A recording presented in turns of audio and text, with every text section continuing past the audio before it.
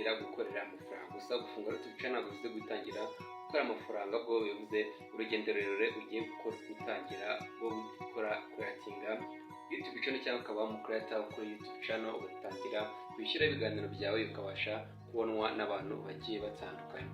Rero uno munsi ngombwe ko ufungura YouTube channel bidasaba ngo uba ufite imashini, ushobora gukoresha telefoni, aho kugenda uzamuka gake gake ukagenda ugura ibikoresho. Ariko nawe telefone ufite mu ntoki yawe hari ikintu yakora kandi ukabasha kuba muri YouTube ndetse ukabasha guhembwa na YouTube.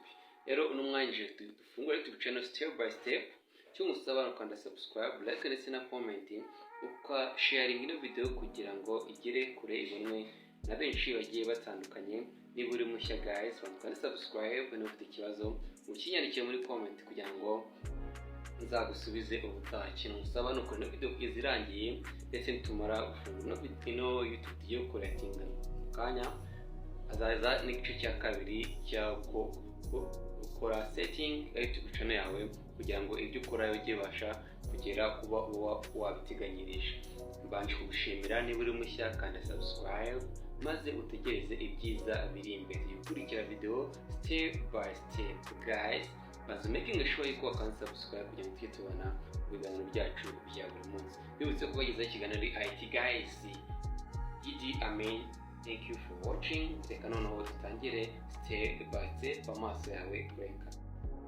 Wowe nta kindi uzakoroza kuri YouTube channel yawe usanzwe urebera video zitandukanye, uzakanda ni icon cyangwa akantu ka emoji kaba kari ku ruhande hejuru iburyo bwa telefoni, leta hafunguka ahantu hameze gushobora kuyifite. Ariko ngo tugiye gukora tugiye gufungura YouTube channel cyashya, no uzakanda randitse add account, leta hafunguka ahantu hameze gutya, no ngaho tugiye gufungura account cyashya.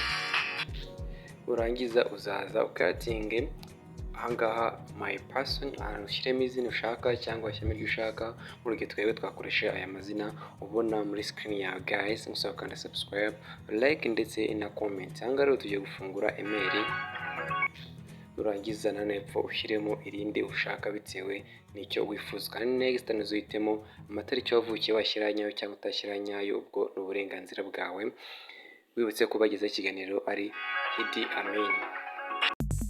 Noneho urabona ko azashyiramo amatariki cyangwa uzushyiremo igitsina, yaba ari female n'umugore, bari male n'umugabo. Uranga uzushyiremo umunsi, hangi ushyiremo ukwezi, uzaza kandi ushyiremo ukwezi uhitemo, ushyiremo n'igihe wavukiye umwaka. Hangiza uyize hano uhitemo email ukuntu ushaka ko izajya yandikwa. Nurangiza guhitamo icyo uzakora, uzakanda guys, musaba kwanda subscribe, like ndetse na comment. Ushobora guhita wiyandikira iyo ushaka, ariko hari hejuru rero zo bakweretse ushaka wakanda kuri imwe muri ziriya. Umaze kuyikanda uhita ukanda uko ugiye kubona hano next.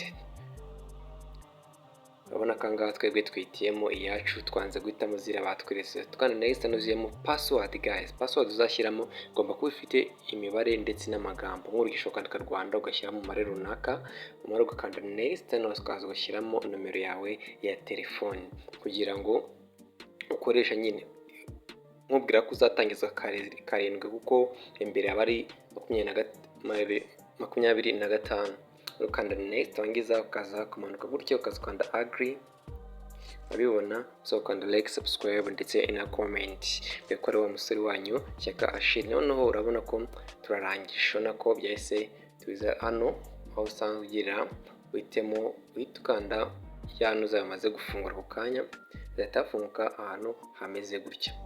Nurangiza hambere uzaza uhitemo izina ushaka kwita channel yawe iryo ari ryo ryose, cyangwa niba wifuza ko ano mazina wiswe ari izajya witwa kuri channel yawe, nibyo uzakomeza tukanda create channel guys. So kanda subscribe, like ndetse na comment. Wangiza ukande kuri profile ushyireho ifoto ushaka, ubona ko ukorekana ko ari ku ruhande hirya ku ruhande.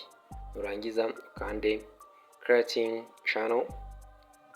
We channel yawe ubu twamaze creatinga ya channel yacu nk'uko ubona kuri screen yacu.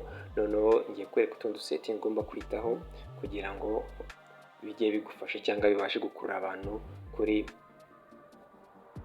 kugira ngo baze kureba ibintu byazajyanditse.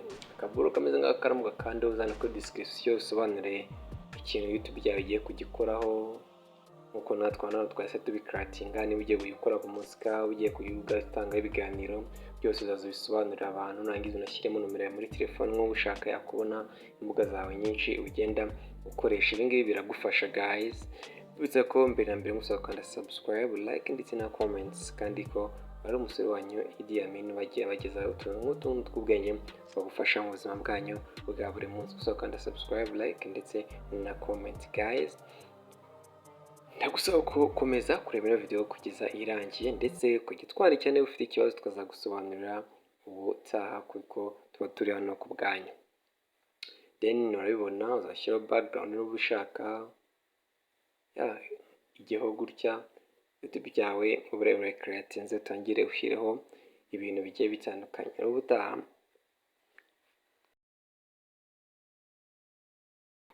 urabibona twamaze creatinga YouTube channel yacu. Watangiye ukanda hano create, ugashyiraho video, then ukabasha nawe gutangira gukora ku mafaranga ya YouTube, ugatangira kwinjiza amafaranga. Urabibona ubu YouTube channel yacu rero ubutaha tuzigira hamwe. Stay number 2 kigo inyuma yo gufungura YouTube channel, ibintu bigomba kuza kugira ngo bijye bigufasha kubona abareba ibintu byawe.